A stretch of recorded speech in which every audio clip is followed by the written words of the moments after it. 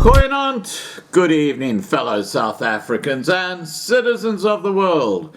And despite the bleatings of people like Ramaphosa and Ace Magashule and Julius Malema about how the white population dominate the ownership of land in South Africa, which is actually not factually correct. But anyway, the whole concept of expropriation without compensation is politically being promoted as providing a land certainty to the wider black population in South Africa.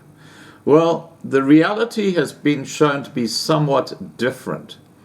Just like with state-owned enterprises, with anything to do with the ANC government, it's the cadres, the ANC cadres, the well-connected, the family members, the politicians who are on the take, and expropriation without compensation is no different.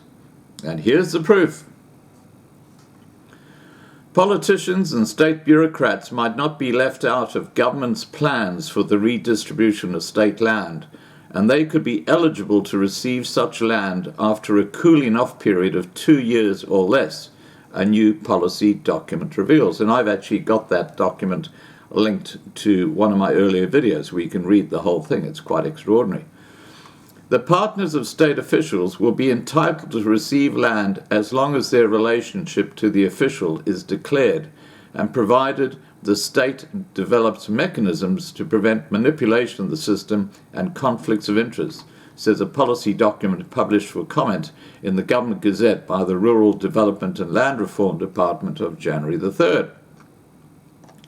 The policy document indicates women, disabled people and war veterans from the ANC should be the main beneficiaries of land in the future.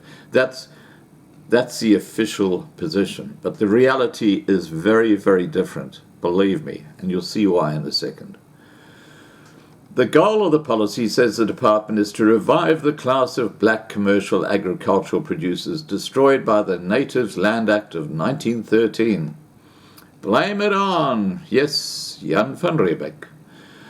This document will determine policy for all awards of land by government, for agriculture in all categories, including small farmers, subsistence farmers, and large farmers or commercial farmers, as well as for housing, industrial development, and community land. However, the policy document makes it clear that government will continue to buy agricultural land and lease it to prospective black farmers without them receiving title deeds. This policy was started in 2005, and in 2012 it was eventually declared the only mechanism for the distribution of agricultural land.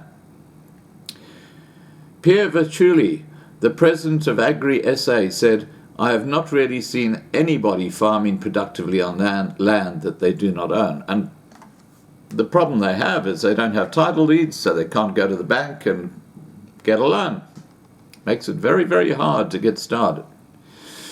The policy document proposes that politicians and state officials become eligible to receive land from the state after certain cooling-off periods. This is the snake in the grass. This is where they're on the take. For state officials, the period is just 2 years, and politicians will be eligible to receive land from the state just 1 year after they leave office. A national and provincial panel comprising representatives of all role players in the land and agricultural reform sector will decide who is awarded land. The policy document contains no details about how members of the panel will be appointed. Well, they'll be ANC cadres. That's a given. The national panel will allocate land valued at more than 50 million rand, and the provincial panel will award land of a lesser value. So the politicians, let's face it, won't be dealing with the provincial side. They'll be dealing directly with the national panel, so they can get these huge tracts of land free of charge. The document states that the department will ensure those who are allocated land will receive training and gain experience in using the land effectively, an area in which the department has a grim track record. Well, why are we surprised? This has been confirmed by research. As recently as last month, a comprehensive study by the Institute for Poverty, Land and Agrarian Studies, Plaas at the University of the Western Cape pointed out that the state's ability to help beneficiaries of land reform was one of the significant reasons land reform is failing. The research showed that more than a quarter of the farms government had redistributed produced almost nothing or failed to produce anything at all. The Plaas research was conducted in the Eastern Cape, the Western Cape, the Free State, KwaZulu-Natal and Northwest, and was aimed at establishing to what extent land reform had been captured by elite groups such as politicians, state officials, and wealthy business people. And here comes your answer. Bingo! I must be a prophet, okay, guys? I must be a prophet, understanding the mind of black privilege. Here comes. Almost half of the farms that have been redistributed in these provinces ended up in the hands of wealthy individuals who used them to diversify their business interests, the research showed. And of course, added to that list of wealthy individuals is ANC cadres, family members, and politicians. They all undertake, and expropriation without compensation is just another area that they can steal from the white population. This is theft, grand scale, happening right in front of us. It's just crazy. All right, guys, please remember to subscribe to be kept informed. Ring the bell for the updates. Please like this video. Please share this video. And above all, stay safe.